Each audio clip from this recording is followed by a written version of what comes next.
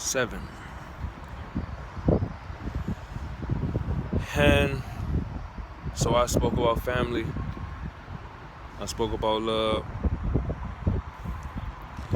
I'm 29 years old, and I could still say I have a mom. I could still say I have a dad because they are alive. I don't know what these things would necessarily mean outside of that, because I have been paying attention. That's what I try to get you to do and understand. I have been paying attention as long as I can remember. I can have memories back to about Head Start.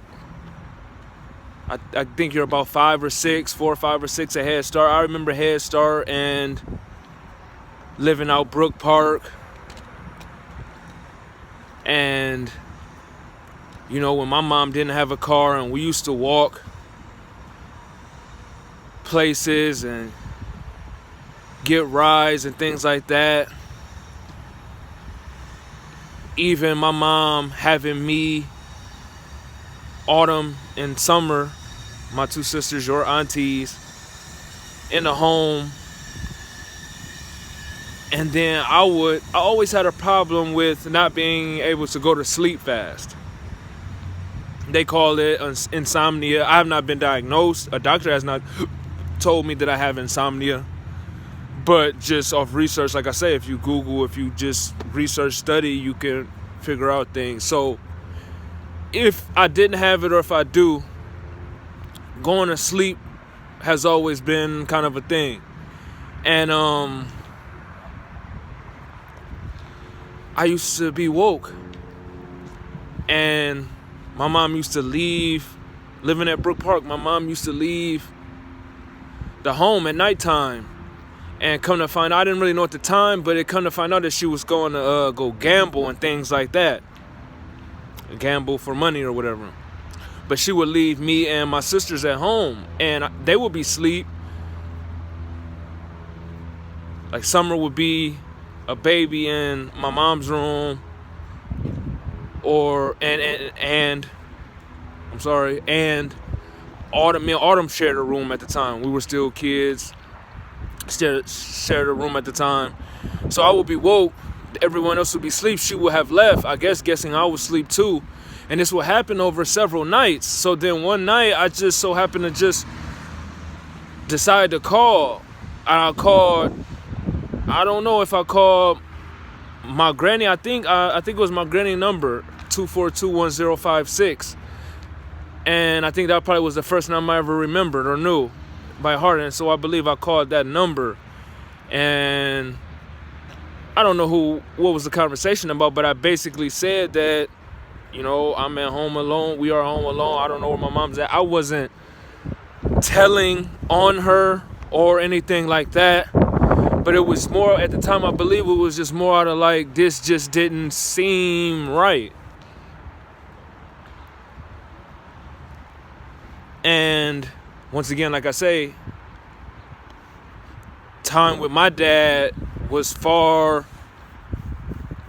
and in between. So he was not living at the house. After calling that night, the police ended up coming to the house that night. I guess he ended up coming to get us that night or something like that. We ended up staying the night with him and things like that. But then I think everything went back to normal like the next day or a couple of days later. And then it was basically like that from since then. Now, I don't know how much of her activities that she kept.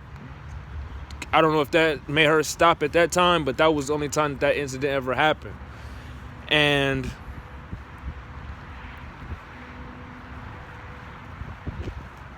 when I did get time with my dad, it was, like I say, in the summer times. But not even that all the time, because he would be, living his life, doing what he was ever doing. And then, therefore, when I did see him, I would be mostly at my granny's house. I'm sure you remember Granny. She's passed away. We had her funeral a couple years ago. Pictures and things like that from it. But I think you would probably remember her. And so, that would be mostly where I was at my granny's house with my granny, with my cousins or whoever. And not necessarily with my dad. Unfortunate, but okay, I'm not mad about that. I never was mad about that. me and myself, I don't know. I always been, I don't know, I guess you call it a loner or independent or whatever. If that is you, if that is your characteristics, that's good too. So then that's why I tell you, take care of yourself, and therefore the things will fall out as they should. Or it will be easier to get through the things however they fall out. Take care of yourself. Take care of your body. Stay clean. Stay, take baths, brush your teeth.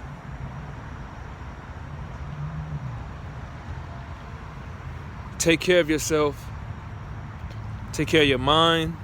Do not use any drugs. Do not use any alcohol, liquor. Take care of your spirit. Keep believing in the good. Keep doing good things. Laughter is very good. Believe in God and His love, and believe in love, and that you have it in you, and that you can do good things, and you can help others. And that is love. So love yourself, take care of yourself, and then everything shall follow. And once again, I'm sorry that I'm not here to lead you in that. So family is a big thing to me, is what I want to tell you in this video. And I'm sorry that we aren't really a family together. But you have to watch out for family too, because family may be the first one to talk about you. And remember when I told you that you don't have to react to others talking about you or doing anything behind your back. Yes, it may be upsetting. It's very upsetting to me, because even right now, in this very moment, I may have someone talking about me, or just last night, maybe they were talking about me. I have texts in my phone right now of people, telling lies and things like that.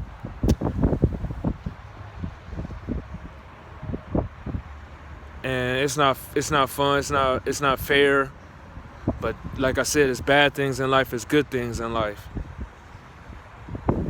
But you yourself can go to school. You can get A's and B's. You can go on to junior high, get A's and B's. Go on to high school, get A's and B's. Go on to college, get A's and B's. Graduate, become a doctor, become a sports player, become an artist of some sort. Do something good with yourself, to have a career, to have the money,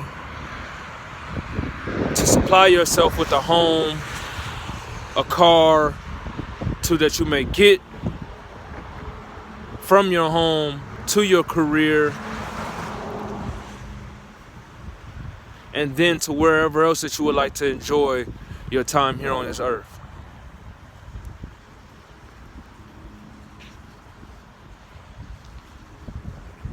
And I'm sorry that it's been a struggle for me to have a car, to be with you and come get you, pick you up from school, drop you off at school, take you to your practices, come to your games. Even though I have done a good job at supporting you in all your events that I've could. I've come to everything that I possibly could. If it was not for work, or transportation was just non-existent. But if it was to catch the bus, if it was to walk, if it was to get a ride, when I did have my cars, and I'm pretty sure you remember me having my own car, I did what I had to do to get to you.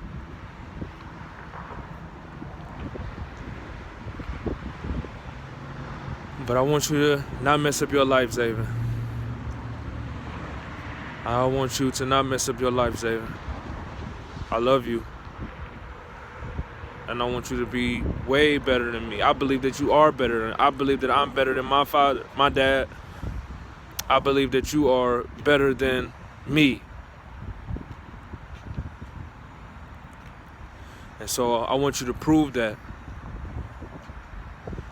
I want you to do the good things. I want you to be a thinker of your own self. I don't want to let your friends, your cousins, or whoever lead you to doing anything wrong, anything in your heart, anything in your mind that you know is not right. I do not want you to do.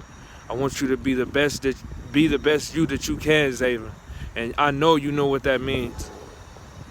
And if you read everything that I've written to you, if you watch every video that I've spoken to you, every picture that we have, and even my artwork, if they don't destroy it, I wish that you could see all these things, have all these things, and know me more than the memories that you have.